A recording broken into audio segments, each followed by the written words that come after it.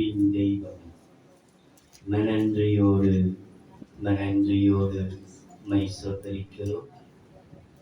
தேவரே, கடந்த வாரத்திலே உம்முடத்திலே கேட்டவரிலே என்னப்பா வார்த்தை கொடுத்த சொல்கிற அடியானுக்கு சபையாருக்கு கொடுக்கக்கூடிய வார்த்தை என்ன என்று சொல்கிறவரிலே 28ஆம் சங்கீதம் 6ஆம் வசனத்தை என் கண்கள் கொண்டாக காண்பி. கர்த்தருக்கு சோத்திரம். அவரின் விண்ணப்பங்களின் எத்தனையோ விண்ணப்பங்கள், ஒன்றல்ல ரெண்டல்ல, எத்தனையோ விண்ணப்பங்களின் சத்தத்தை நீ கேட்டீர். அதற்காக உமக்கு சோத்திரம்.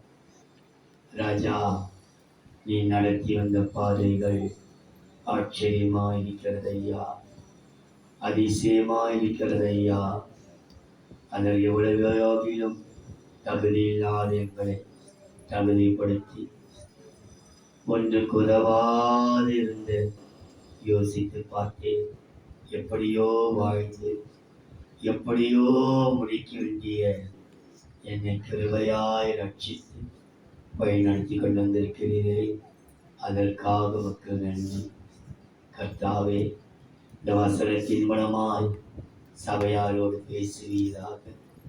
என் வாயின் வார்த்தைகளோ, என் இருதயத்தின் நிறைவுகளோ, என் மனதின் யோசனைகளோ, என் எண்ணத்தின் சிந்தனைகளோ வார்த்தையாய் வெளியே வராதபடிக்கு ஆவியானவர் முழுவதும் என்னை ஆட்கொண்டு உம்முடைய ஆளுகைக்குள்ளே அடியான வைத்து நீர் என்னை கட்டுப்படுத்தி நீர் பேசுவீராக. பேசுகிற நீங்கள் அல்ல, உங்களிலிருந்து ஆவியானவரே பேசுவார் என்று சொல்லப்பட்டிருக்கிறதே. நீர் பேசு, நாங்கள் கேட்கட்டும். இந்த வசனத்தை கேட்கக்கூடாதபடிக்கு தூக்க மயக்கம், நீர் விசாரம், ஏதேதோ யோசனை எல்லாவற்றையும் இயேசுவின் நாமத்திலே சபித்து சுட்டரிக்கும். தேவாவியான பலத்துக்கு செய்த உடைய நாமத்தை மேம்படுத்திக் இயேசுவின் நாமத்தில் பிதாவே. திரும்ப ஒரு விசை வாசிக்க கேட்கலாம். நாம் எல்லாருமே சேர்ந்து வாசிக்கலாமே. கர்த்தருக்கு ஸ்தோத்திரம்.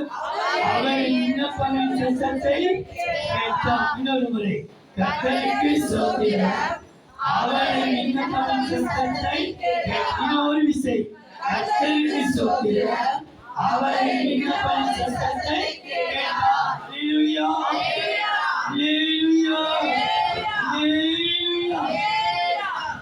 என் விண்ணப்பங்களின் சத்தத்தை கேட்டார். எந்த விண்ணப்பங்களின் சத்தத்தை கேட்டார்? எப்படிப்பட்ட சூழ்நிலையிலே விண்ணப்பம் பண்ணினோம் அல்லது விண்ணப்பம் பண்ணினேன், அந்த விண்ணப்பத்தை எப்படி கர்த்தர் கேட்டார் என்பதற்கு சொல்வதற்கு முன்பாக இன்னொரு வசனத்தை வாசிக்கலாம். 1 சாமுவேல் 1ஆம் அதிகாரம் 27ஆம் வசனம். 1 சாமுவேல் 1:27. இந்த பிள்ளைக்காக விண்ணப்பம் பண்ணினேன். இந்த எருசலேம் பிள்ளைகளுக்காக நான் விண்ணப்பம் பண்ணினேன். நான் கர்த்தரிடத்தில் கேட்ட என் விண்ணப்பத்தின்படி எனக்கு கட்டளையிட்டார். நான் கர்த்தரிடத்தில் கேட்ட என் விண்ணப்பத்தின் எனக்கு கர்த்தர் கட்டளையிட்டார். இந்த பிள்ளைகளுக்காக, தேவன் கொடுத்த பிள்ளைகளுக்காக நான் விண்ணப்பம் பண்ணினேன். என் விண்ணப்பத்தில் கர்த்தர் செவி சாய்த்து கட்டளை கொடுத்தார். கர்த்தருக்கு ஸ்தோத்திரம். என் விண்ணப்பங்களின் சத்தத்தை கேட்டார். எந்த சூழ்நிலையிலே நான் விண்ணப்பத்தை ஏற்படுத்தினோ அப்படிப்பட்ட சூழ்நிலையெல்லாம் என் விண்ணப்பத்தை கர்த்தர் கேட்டார். நம்முடைய விண்ணப்பத்தை கேட்டார். தனிப்பட்ட நம்மளுக்கு விண்ணப்பம் கேட்கிறேன், உன் விண்ணப்பத்தை கேட்டேன் சொல்கிறாரே.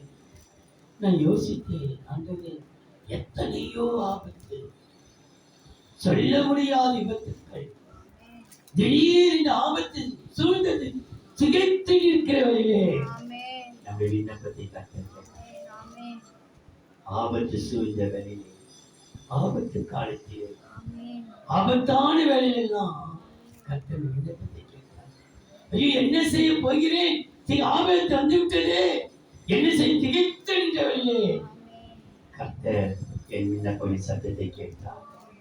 நாம் பிறந்த நாள் முதல் கொண்டு இந்நாள் வரைக்கும் எல்லா ஆபத்துக்கும் விலக்கி நம்மை ஆதரித்து வந்த தேவன் நம்மோடு கூட இருக்கிறார். அல்லேலூயா, அல்லேலூயா. அவர் எந்த சூழ்நிலை இந்த விண்ணப்பத்தை செய்யும் போதா ஆபத்திலே என் விண்ணப்பத்தின் சத்தத்தை கேட்டார். முதலாவதா ஆதியாகமம் 35ஆம் அதிகாரம் 3ஆம் வசனம். ஆதியாகமம் 35ஆம் அதிகாரம் 3ஆம் வசனம்.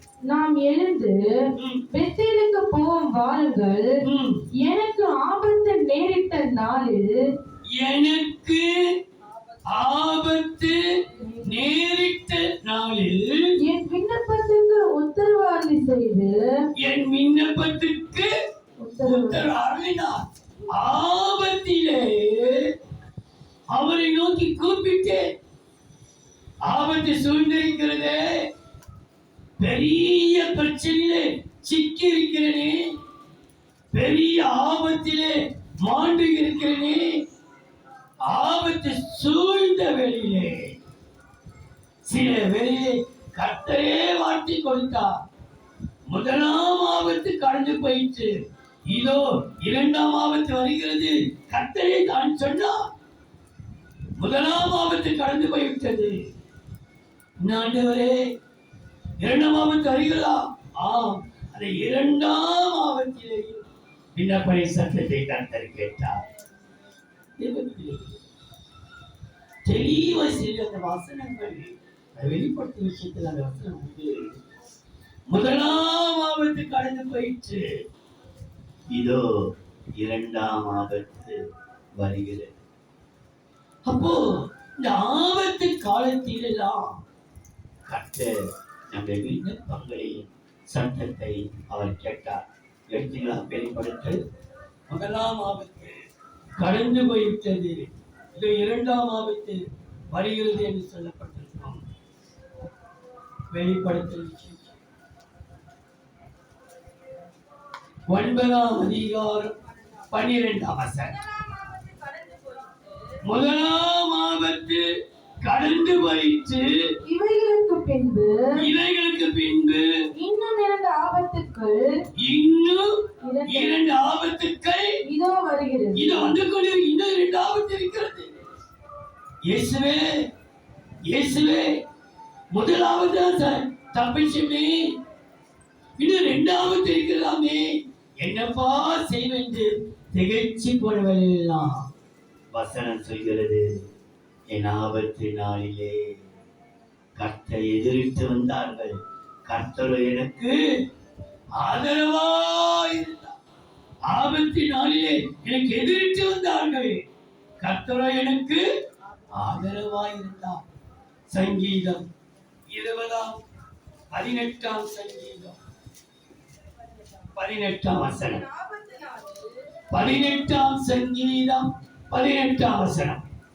என் ஆபத்து நாளில் எனக்கு எதிரிட்டு வந்தார்கள், கர்த்தரோ எனக்கு ஆதரவா இருந்தார். கர்த்தரோ எனக்கு. அப்போ ஆபத்து நாளிலே என் விண்ணப்பத்தை கர்த்தர் கேட்டார்.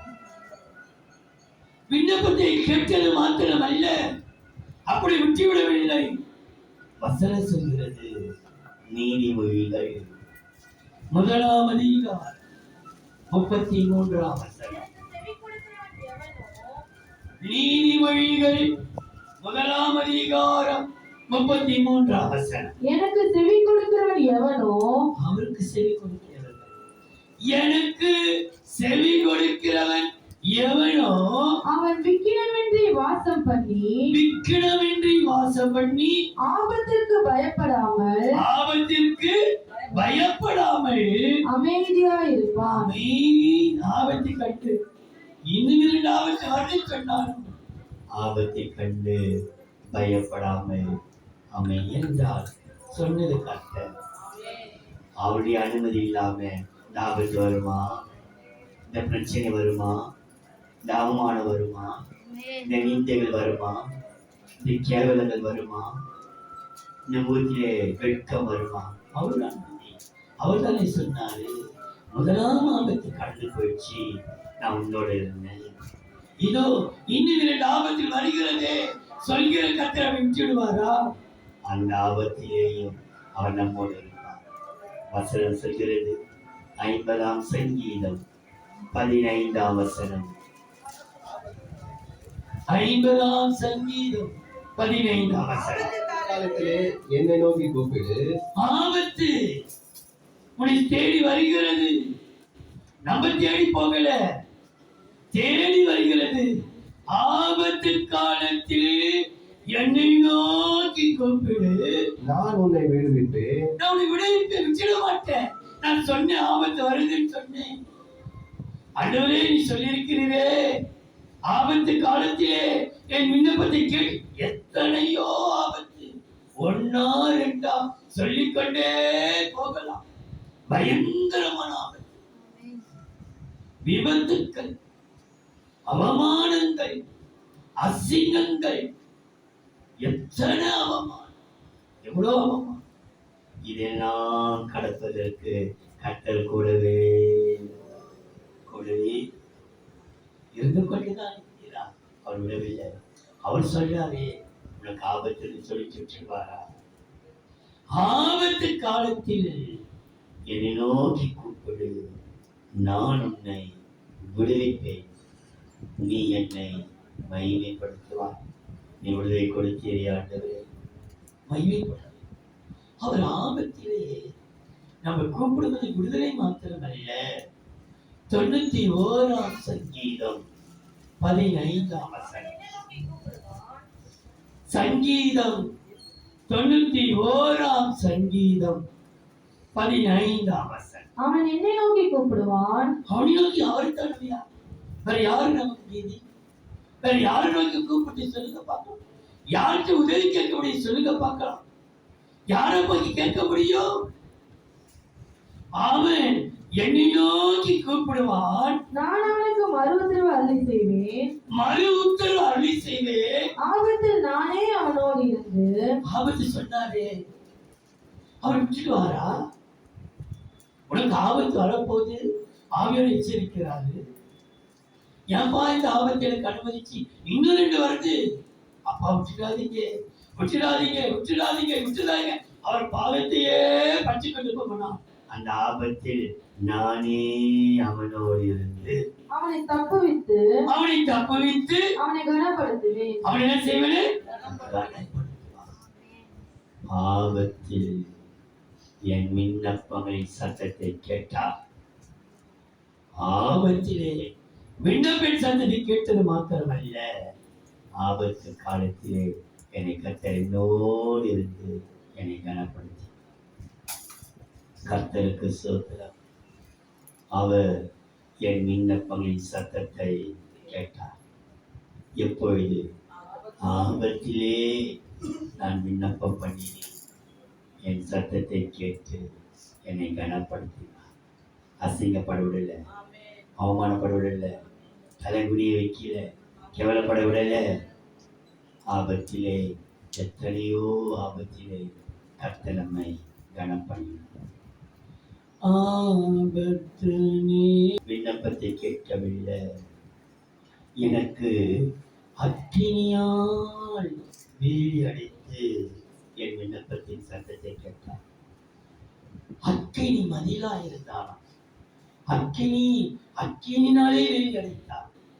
நம்முடைய அசுத்தங்களோ, தீங்குகளோ, அவமானங்களோ நம்ம நெருங்க வந்தபோது அக்கினியிலே வேலி அடைத்து என் விண்ணப்பத்தை கேட்டார்.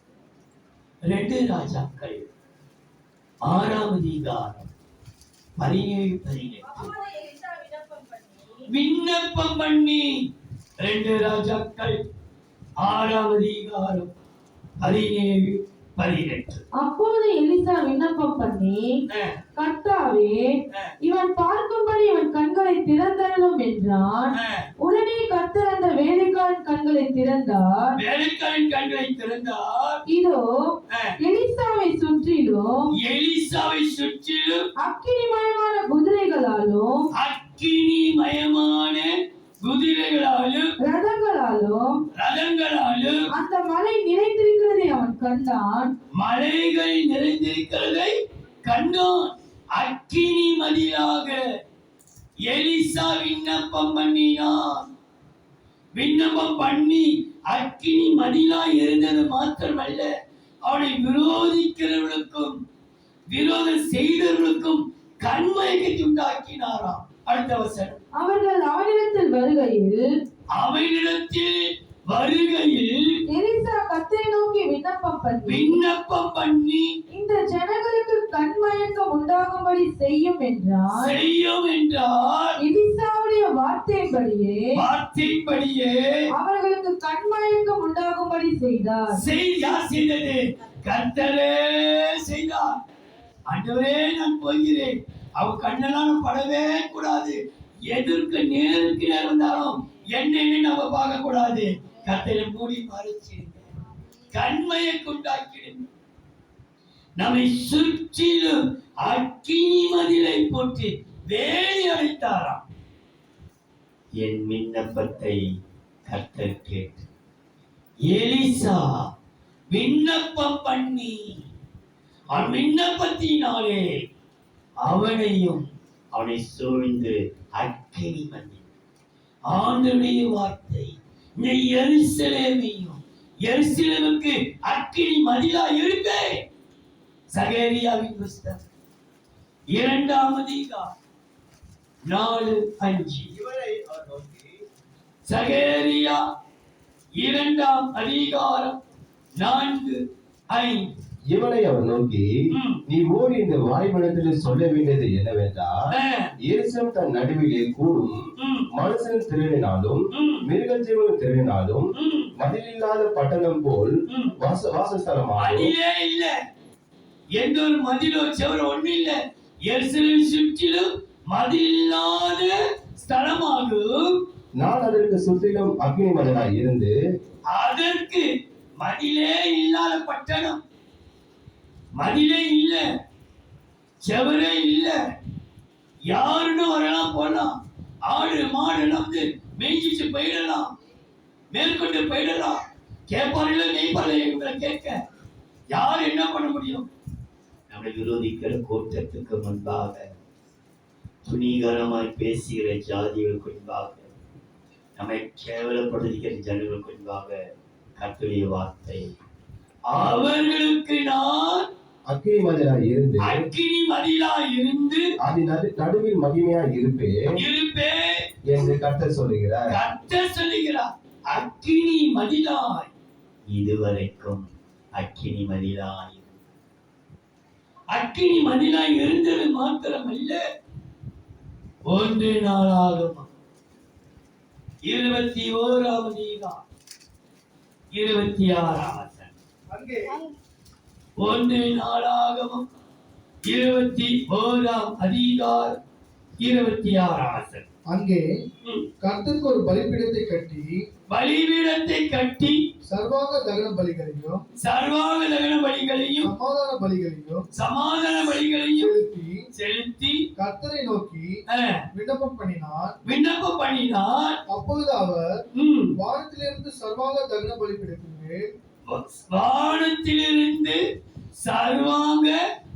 பலிபீடத்தின் மேல் இறங்கின அக்கினியினால் அவனுக்கு மறுத்தல் கொடுத்தார். அவன் விண்ணப்பம் பண்ணினான், ஆண்டவரே எங்களை சூழ அக்கினி மதில்லாத பட்டணம், சுவரில்லாத செவர், திறந்த வெளி, வெட்ட வெளி, வானம் பார்த்த பூமி எங்களுக்கு அக்கினி மதிலா இருங்க. நிச்சயமாகவே இத்தனை ஆண்டுகள், கடந்த 6 மாதமும் கர்த்தர் என்னுடைய விண்ணப்பங்களின் சத்தத்தை கேட்டு எனக்கும் நமக்கும் அக்கினி மதிலாயிருந்தார். அக்கினியினாலே வெயிலடைந்தார். இந்த அக்கினி என்று செல்லும் பொழுது அக்கினியை வர வைக்கிறதும் நம்முடைய விண்ணப்பம்தான். நமக்கு விரோதமாய் பற்றி எரிகிற அக்கினியையும் அமுத்துவதும் இதே விண்ணப்பம்தான். என்னாகமம் 11ஆம் அதிகாரம் 2-3. அப்போது ஜனங்கள் மோசேயை நோக்கி, என்னாகமம் 11ஆம் அதிகாரம் 2-3. அப்போது ஜனங்கள் மோசேயை நோக்கி கூப்பிட்டார்கள். மோசே கர்த்தரை நோக்கி விண்ணப்பம் பண்ணினார். கர்த்தரை நோக்கி விண்ணப்பம் பண்ணினார். உடனே அக்கினி அவிழ்ந்து போயிற்று. உடனே அக்கினி அமைதியா அவிழ்ந்து போயிட்டது. கர்த்தருடைய அக்கினி அவர்களுக்குள்ளே பற்றி எரிந்ததினால் அவ்விடத்துக்கு பேரா என்று பெயரிடப்பட்டது. அக்கினி பற்றி எரிந்தது. விண்ணப்பம் பண்ணும் பொழுது கர்த்தர் அப்படியே அமைதிப்பட்டார். பிள்ளைகளே, இந்த அக்கினி நம்மை சூழ நம்மை பட்சிக்க வந்தவழிலே நம்மை பதிலில்லாத கேட்பார் இல்லை மீட்பார் கேட்க யாரும் இல்லாமல் என்று சொல்லி நம்மை சேதப்படுத்த வருகிற ஜனங்களுக்கு முன்பாக தேவன் நமக்கு இதுவரைக்கும் அக்கினி வேலி அடைத்தார். விண்ணப்பத்தை கேட்டு அக்கினி வேலி அடைத்தது மீட்பம் அல்ல, அதனாலே சில ஆசீர்வாதத்தை கொடுத்தார். என்ன ஆசீர்வாதம்? 39ஆம் சங்கீதம் 3ஆம் வசனம். 39ஆம் சங்கீதம் 3ஆம் வசனம். என் இருதயம் எனக்குள்ளே அனல் கொண்டது. நான் தியானிக்கையில் அக்கினி மூண்டது. அப்போது என் நாவினால் விண்ணப்பம் செய்தேன். அப்ப நாவினாலே ஆண்டவரே அக்கினி எனக்குள்ளே மூண்டது. அக்கினிமயமான நாவுகள் பிரிந்து நம் வாயில வந்தது. 120 பேர் மேல இருக்கும்போது அக்கினிமயமான ஒரு அபிஷேகம் தலையில் இறங்கி நாவில இறங்கினதான். அந்த அக்கினிமயமான நாவுதான் அந்நிய பாஷையாய் பேசப்பட்டது. ஆனால் அக்கினியினாலே நம்மை வேலி அடைத்தவர் நமக்கு 3 பங்கு நமக்கு பாகமாய் கொடுத்தார். 1 அல்ல 2 அல்ல. நாம் கேட்கும் உனக்கு 1 பாகம் எனக்கு கிடைக்காதா? எனக்கு 1 பங்கு கிடைக்காதா? எனக்கு 1 கிடைக்காதா? ஆனா கர்த்தர் சொல்றார், 1 இல்லை 2 அல்ல 3 பங்கு உனக்கு நான் கொடுப்பேன். எனவே எடுத்ததுக்கு காரணம் இப்போது இருக்கிறதை பார்க்கிறோம். இன்னும் 2 மடங்கள்ல 3 மடங்காக கர்த்தருக்கு சபைக்கு தரப்படுகிறார். பங்கு தருவேன் அவர் சொன்ன கர்த்தர் வாக்கு மாறமாட்டார். அது எப்படிப்பட்டவரா? அவரால் வெண்மையாக்கப்பட்டு, அவரால் சுத்தமாக்கப்பட்டு, அவரால் முறைவிடப்பட்டு, அவராலே தெரிந்து கொள்ளப்பட்ட ஒரு கூட்டத்தை 3 பங்கை கட்ட சபைக்கு நமக்கு கொடுக்கொள்ளவராக. வாசித்து பாருங்கள். சகேரியாவின் புஸ்தகம் 13ஆம் அதிகாரம் 9ஆம் வசனம். சகேரியா 13ஆம் அதிகாரம் 9ஆம் வசனம். அந்த 3ஆம் பங்கை நான் அக்கினிக்குட்பட பண்ணி, அக்கினியினால் சோதிப்பார். 3 பங்கை கர்த்தர் கொடுக்கும்போது சும்மா இப்படி அப்படி ஒண்ணுத்துக்கு உதவாத கொண்டு சேர்க்க மாட்டார். அந்த 3ஆம் பங்கை அக்கினியினாலே அக்கினிக்குட்பட பண்ணி, அக்கினிக்குள்ளே நடக்க பண்ணுவார். அக்கினிக்கு உட்பட பண்ணி வெள்ளியை உருக்குகிறது போல அவர்களை உருக்கி பொன்னை புடமிடுகிறது போல அவர்களை புடமிடுவேன். அவர்கள் என் நாமத்தை தொழுது கொள்வார்கள். நான் அவர்கள் விண்ணப்பத்தை கேட்பேன். இது என் ஜனம் என்று நான் சொல்லுவேன். கர்த்தரின் தேவன் என்று அவர்கள் சொல்லுவார்கள். இப்படிப்பட்ட 3 பங்கை கர்த்தர் கொடுக்க அவர் வல்லவராயிருக்கிறார்.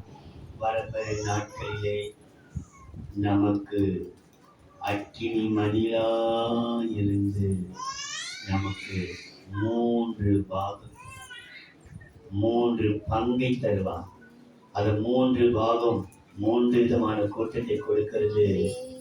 வெள்ளியினாலே சுத்திகரிக்கப்பட்டு, பொன்னினாலே சுத்திகரிக்கப்பட்டு, கர்த்தராலே புடைவிடப்பட்டு, கர்த்தராலே சொந்தமாக்கப்பட்ட ஒரு கூட்டத்தை 3 பாகமாய் கர்த்தர் கொடுக்க வல்லவராயிருக்கிறார்.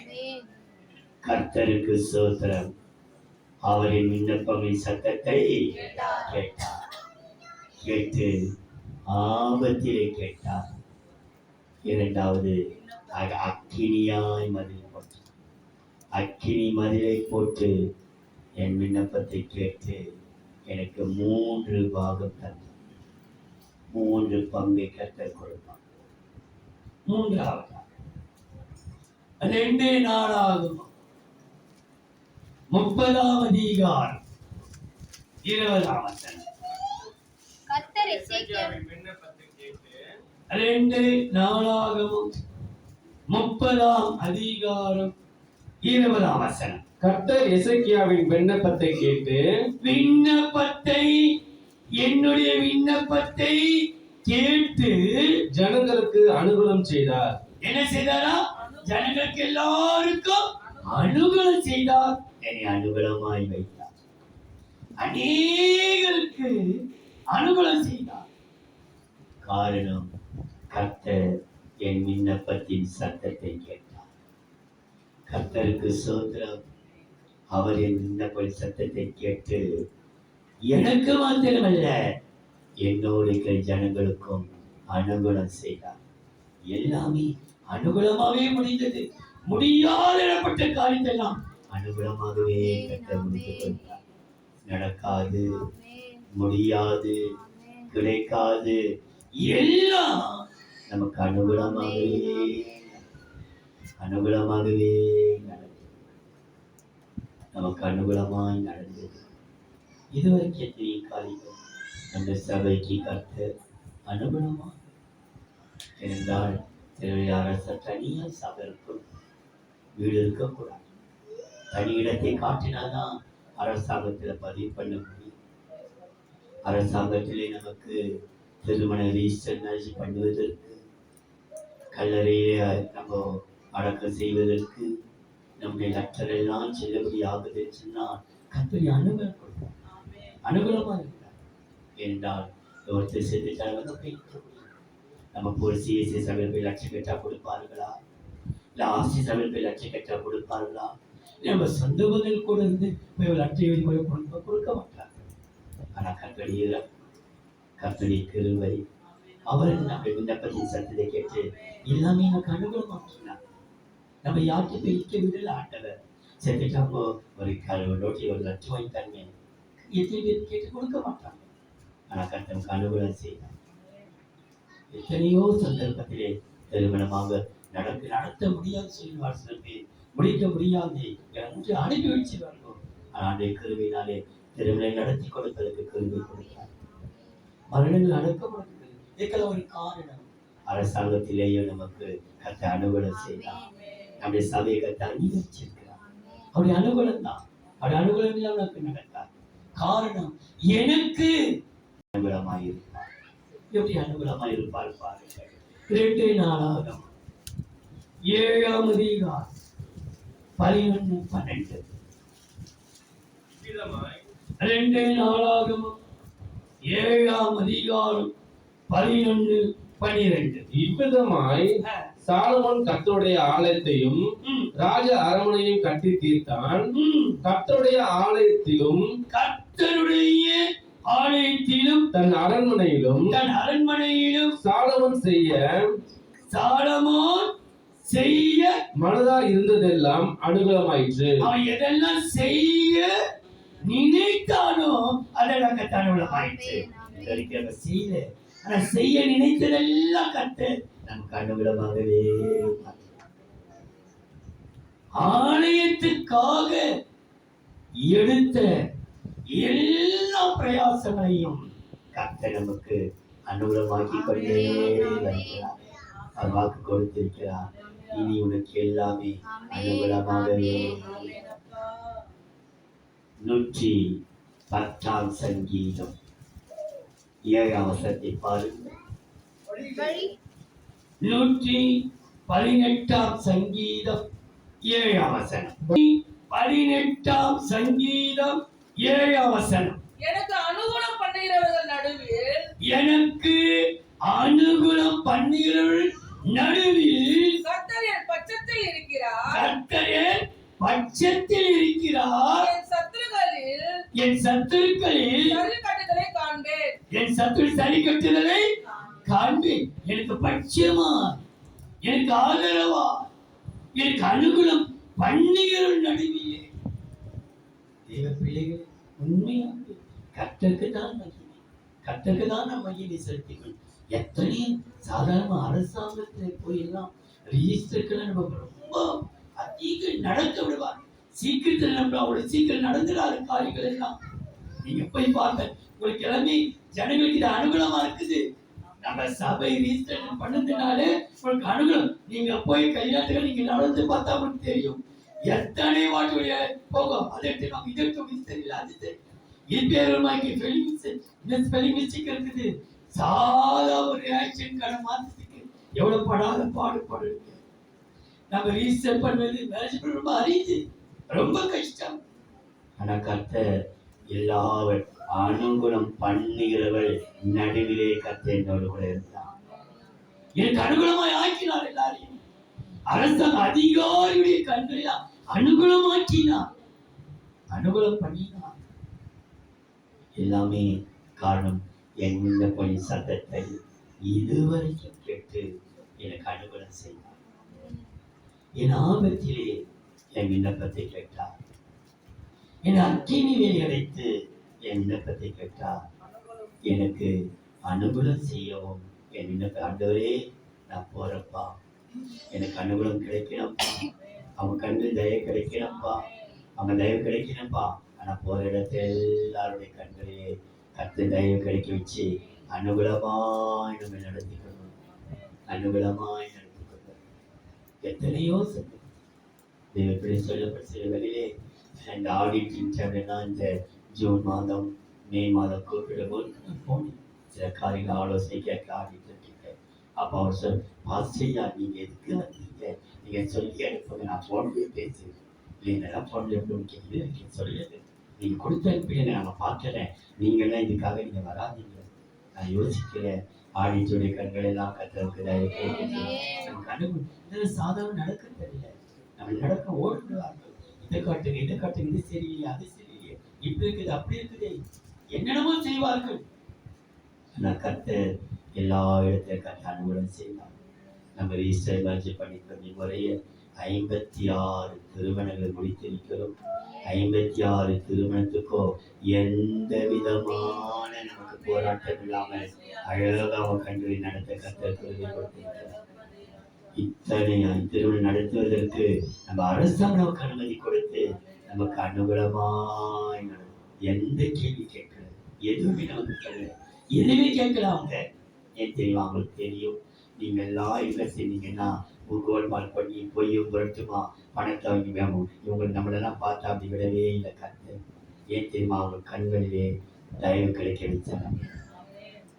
எத்தனையோ தேவ பிள்ளைகளே, தேவநாமத்தின் மகிமைக்காக சொல்றேன். நான் சில ரிஜிஸ்டர் பண்ணும்போது போகும்போது அங்கே இருக்கிறவங்க நான் புக்கை கொடுத்து பாஸ்டர் அங்கே உட்காந்து நாங்கள் கூப்பிடுறோம், உட்காந்துப்பாங்க. ஆனால் எத்தனையோ ஃபாதர்கோ அங்கி போட்டு எத்தனை பேர் உட்காருங்க, எத்தனை பேர் உட்காருங்க, என்னை நிற்க எட்டு உட்காருங்க. கொடுத்துட்டு வந்த மாத்திரத்திலே அவங்க உணர்த்துக்க முடியும். அவங்க நாங்கள் பாஸ்டர் ஜிப்பா போட்டிருப்பாரு, அவரை கொஞ்சம் உள்ள அனுப்பி நம்மளை கூப்பிட்டு செய்கிற அளவுக்கு தான் கற்று வச்சிருக்கலாம்.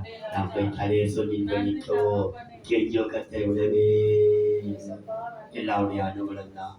அவருடைய அனுகூலம் செய்தார். இத்தனை ஆண்டுகள் அனுகூலம் செய்தார். எங்கேயுமே போய் நம்ம போய் ரப்பர் தப்பா எடுத்த போது அவங்க பேசி எதுவுமே நடக்கல. நம்ம போய் உட்கார்ந்தோம், அவங்க கண்கள் எல்லாம் கத்தரிக்கல. இத்தனை ஆண்டுகள் இந்த சபையை இத்தனை ஆண்டுகள் நடத்தி வந்து எனக்கு அனுகூல செய்தார். என் விண்ணப்பங்களின் சத்தத்தை கர்த்தர் கேட்டு எனக்கு அனுகூல செய்தார். ஏன் தெரியுமா அனுகூல செய்தார்? 86ஆம் சங்கீதம் 17ஆம் வசனம். 86ஆம் சங்கீதம் 17ஆம் வசனம். கர்த்தாவே நீர் எனக்கு துணை செய்து என்னை தேற்றுகிறதப்பா. என்னை தேற்றிக் கொண்டிருக்கிறது. எத்தனையோ சங்க கதறுகிற வழிகளே, கண்ணீர் வடிக்கிற வழி, நீர் என்னை தேற்றுகிறதை என் பகஞ்சர் கண்டு வெட்கப்படும்படிக்கு எனக்கு அனுகூலமாக ஒரு அடையாளத்தை காண்பித்தருளும். எனக்கு அனுகூலமான ஒரு அடையாளத்தை எனக்கு காண்பி. அப்போ கர்த்தர் எனக்கு துணையா நின்று என்னை தேற்றினார். அனுகூலமான அடையாளங்கள். கர்த்தருக்கு ஸ்தோத்திரம். என் விண்ணப்பத்தின் சத்தத்தை அவர் கேட்டார். என் விண்ணப்பத்தின் சத்தத்தை கேட்டு எனக்கு அனுகூலம் செய்தார். அனுகூலம் செய்து என்னை தேற்றினார். எங்கெல்லாம் போயிட்டோமோ நம்மை தேற்றி வைத்தார். அவர் தேற்றி. நான்காவது, ஆண்டவர் நம்ம சொல்றோம் ஆண்டவரை நேசிக்கிறார், நம்மை அதிகமா நேசிக்கிறார். உண்மைதான், ஆண்டவர் நம்மளை அதிகமா நேசிக்கிறார். ஆனா கர்த்தருக்கு ஸ்தோத்திரம். ஆண்டவரே, நான் உங்களுக்கு அன்பு கூறணும். நீ எனக்கு அன்பு கொடுத்து பெரியாத ஒரு பாக்கியம். நான் தகுதியினால் நான் மீது அன்பு கூறணும். நான் மீது அன்பு கூறணும். அன்பு கொண்டாதானே எனக்கு ஆண்டுடைய கிருபையினாலே இத்தனை ஆண்டுகளும் அவருக்கு அன்பு கூற வைத்தார். நான் வெறுக்கிற அளவுக்கு, ஆண்டவரை சபிக்கிற அளவுக்கு, ஆண்டவரை விட்டு தூரமாய் போற அளவுக்கு எத்தனையோ சந்தர்ப்பங்கள் வந்து போதிலையும் ஆண்டவனை விடவில்லை. அவரை நான் அன்பு கூற எனக்கு கிருபை கொடுத்தார்.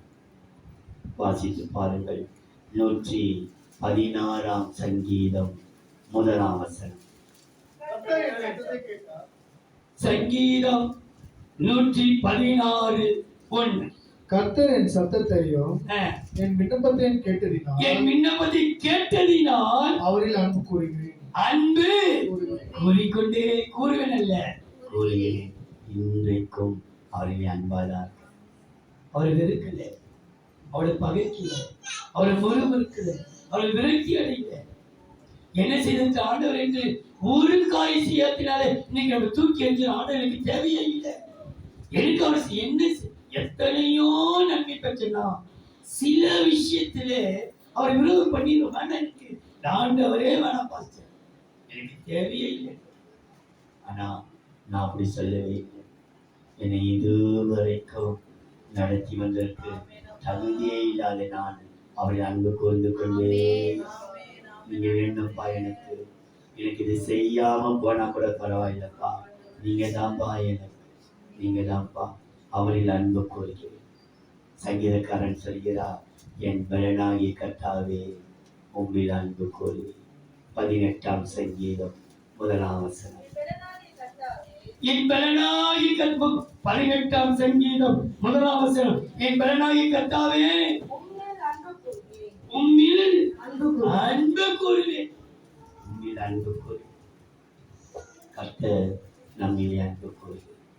அவர் அன்பு கூறார். உண்மை நம்மை தேடி வந்தார். இப்ப சொல்றோம், மாவட்டத்தை பேசுறோம், அவர் என்னை விடல, என்னை கைவிடல, என்னை மறந்தாரு, என்னை மன்னிக்கல, என்னை கைவிடல, என்னை தூக்கினாரு, சுமந்தாரு, நடத்தினார். ஆமீன் தான், உண்மைதான். அவர் மறக்கலதான், என்னை விட்டு கொடுக்கலதான், என்னை விட்டு கொடுக்கல, என்னை மறக்கல, என்னை தூக்கின, என்னை சுமந்த, உண்மை. ஆனா நான் எப்படி இருக்கிறேன்? அவருக்கு விரோதமா நடக்கிறேனா? அவரை பகைக்கிறேனா? அவருக்கு விருப்பமில்லாத காரியத்தை செய்கிறேனா? அவருக்கு விருப்பமில்லாத காரியத்தை செஞ்சு நான் பாடினேன்னா ஆண்டவரை என்னை விட்டு கொடுக்கல. நான் தூரம் விட்டு தூரம் போகல. என்னை தேடி வந்தீங்க, என்னை அரவணைச்சிங்க, என்னை கட்டி பிடிச்சிங்க, என்னை முத்தம் விட்டீங்க, என்னை தூக்கி நிறுத்தினீங்க, என்னை உயர்த்தீங்க, யாருக்கு தகுதியை கொடுத்தீங்க.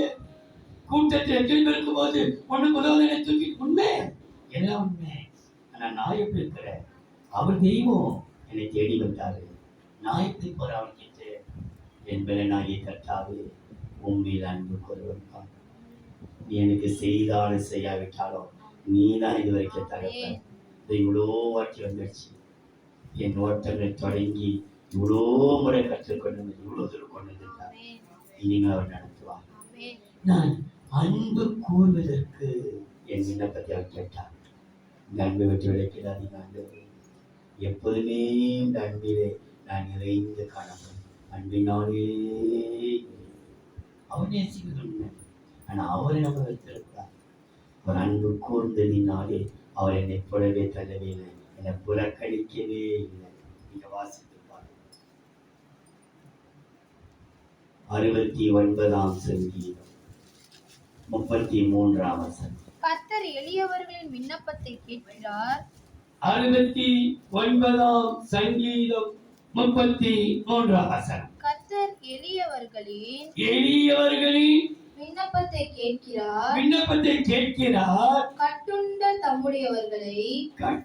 தம்முடையவர்களை அவர் புறக்கணியார். புறக்கணிக்கவே இல்லை. இதுவரைக்கும் கர்த்தர் புறக்கணிக்கவே இல்லை, என்னை புறக்கணிக்காத. கர்த்தருக்கு ஸ்தோத்திரம். என் விண்ணப்பங்களின் சத்தத்தை கர்த்தர் கேட்டார். எதிரே விண்ணப்பம் பண்ணினேன்? அன்பு கூறுவேன் ஆண்டவரே. அன்பு கூர்ந்ததினாலே அவரை புறக்கணிக்க மாட்டார். கடைசியா இந்த தீர்க்கதரிசனம் சொல்லுகிற அர்த்தம் சொல்லுவதிலேயும் என் விண்ணப்பத்தை கர்த்தர் கேட்டார். வேற அந்நிய பாஷை பேசல, அந்நிய பாஷைகள் அர்த்தத்தை சொல்வதற்கும் என் விண்ணப்பத்தின் சத்தத்தை கேட்டார். கடைசியாக 1 கொரிந்தியர் 14ஆம் அதிகாரம் 13ஆம் வசனம். 1 கொரிந்தியர் 14ஆம் அதிகாரம் 13, 14, 15. அந்தபடி அந்நிய பாஷை பேசுகிறவன் அதன் அர்த்தத்தை சொல்லத்தக்கதாக விண்ணப்பம் பண்ண கடவன். விண்ணப்பம் நான் சொல்லுவோம். விண்ணப்பம் ஆபத்திலே விண்ணப்பம், அக்கினியிலே விண்ணப்பம், அனுகூலத்திலே விண்ணப்பம், அன்பு கூறுவதிலே விண்ணப்பம், அர்த்தம் சொல்லுவதிலேயும் விண்ணப்பம் பண்ணணும். ஆண்டவரே, கர்த்தருக்கு ஸ்தோத்திரம். அவரை விண்ணப்படி சத்தத்தை கேட்டா. எந்த சூழ்நிலை? ஆபத்திலே விண்ணப்பம் பண்ணினேன், அக்கினி வேலையிலே விண்ணப்பம் பண்ணினேன், அனுகூலத்திலே விண்ணப்பம் பண்ணினேன், அன்பு கூறுவதிலே விண்ணப்பம் பண்ணினேன், அர்த்தம் சொல்லுவதிலேயும் அர்த்தம் சொல்லணும்ப்பா. அந்நிய பாஷை பேச மாத்திரமல்ல, அந்நிய பாஷை அர்த்தத்தில் சொல்லணும். இதுவரைக்கும் கர்த்தர் சொல்ல வைத்திருக்கிறார், இனிமேல் சொல்ல வைப்பார் என்று அவரையே நம்பி வாசிப்பார். 13, 14. அந்தபடி அந்நிய பாஷையில் பேசுகிறவன் அதன் அர்த்தத்தையும் சொல்லத்தக்கதாக விண்ணப்பம் பண்ண கடவன். எண்ணத்தினாலேனில் நான் அந்நிய பாஷையிலே விண்ணப்பம் பண்ணினால் என் ஆவி விண்ணப்பம் பண்ணமே அன்றி என் கருத்து பயனற்றதா இருக்கும். இப்படி இருக்க செய்ய வேண்டியது என்ன? நான் ஆவியோடு விண்ணப்பம் பண்ணுவேன், கருத்தோடு விண்ணப்பம். அப்ப அர்த்தம் சொல்லுவதற்காக நான் விண்ணப்பம் பண்ணுவேன். அந்த விண்ணப்பத்தை கர்த்தர் கேட்டார். வாசித்து பாருங்கள். 14ஆம் அதிகாரம் 2, 3. ஏனெனில் அந்நிய பாஷையில் பேசுகிறவன் 14ஆம் அதிகாரம் 2, 3. ஏனெனில் அந்நிய பாஷையில் பேசுகிறவன் ஆவியினாலே ரகசியங்களை பேசினாலும் அவன் பேசுகிறதை ஒருவனும் அறியாதபடியினால் அவன் மனுஷரிடத்தில் பேசாமல் தேவனிடத்தில் பேசுகிறான். தீர்க்கதரிசனம் சொல்லுகிறவனோ மனுஷருக்கு பக்தி விருத்தியும், மனுஷர்களுக்கு என்ன தீர்க்கதரிசனம்? பக்தி விருத்தியும் புத்தியும் ஆறுதலும் உண்டாகத்தக்கதாக பேசுகிறான். பக்தி விருத்தி அடைவதற்காக இந்த தீர்க்கதரிசனம் பேசணும்.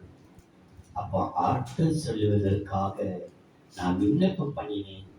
என் விண்ணப்பத்தின் விருப்பத்தை நிறைவேற்றினார். விருப்பம் நிறைவேறும். பாருங்கள், அதே 14ஆம் அதிகாரம் 19ஆம் வசனம். அப்படி இருந்தும் 19ஆம் வசனம். அப்படி இருந்தும் நான் சபையிலே அந்நிய பாஷையில் 10,000 வார்த்தைகளை பேசுகிறதிலும் 16,000 வார்த்தை அந்நியர்களை பேசுகிறதிலும் மற்றவர்களை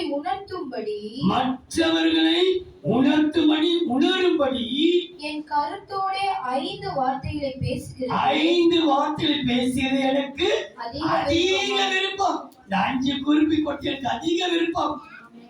5 குறிப்பு கொடுத்து எப்படி ஆகிடும்? அதிகமா பெரிய நிறைய குறிப்பு கொடுக்காவிட்டாலும், நிறைய செய்தி சொன்னாலும், நான் கொடுக்கிற பாயிண்ட் ஒரு 5 குறிப்பு இருந்தா போதும். அது எப்படி இருக்கிறனா? அதிகமாய் விரும்புகிறேன்.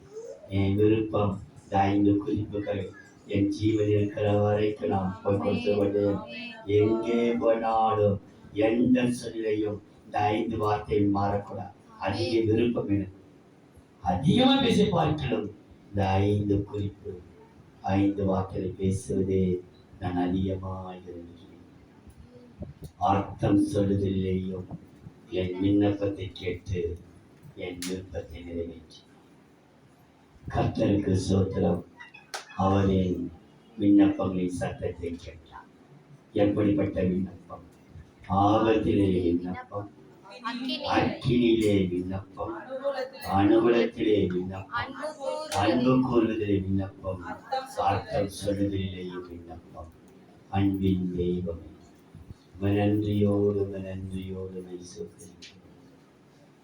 தேவரீர் கர்த்தாவே, இந்நாள் வரை கடந்த 6 மாதமும் நடத்தின கர்த்தர் இனிமேல் நடத்த நீ வல்லவராயிருக்கிறீர்.